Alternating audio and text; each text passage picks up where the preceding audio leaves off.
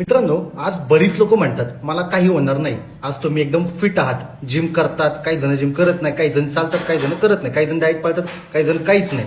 So आज काही नाही, पण अचानक ऍक्सिडेंट झाला तर, हार्ट रिलेटेड इश्यू झाला तर, अपेंडिक्स झाला तर, कोविड सारखं काही पुन्हा आलं तर, आज भारतात एक साधा हॉस्पिटल ऍडमिशन सुद्धा 2 ते 3 लाख रुपयांचा खर्च करवतं. आयसीयू लागला तर आकडा थांबतच नाही. आणि मेडिकल इन्फ्लेशन दरवर्षी 10 ते 14% वाढतोय. म्हणजे आज 3 लाख, उद्या तेच ट्रीटमेंट 5 लाखाला होतं. आता प्रश्न असा नाहीये की काही होणार आहे का, प्रश्न असा आहे की काही झालं तर पैसे कुठून आणणार. सेव्हिंग्ज ती 2 दिवसात संपते हो. लोन, स्ट्रेस वेगळाच, नात्यांवरती ओझ वेगळंच. हेल्थ इन्शुरन्स म्हणजे हॉस्पिटल बिल नाही भरायचं, तर फॅमिलीला टेन्शन पासून वाचवायचं असतं.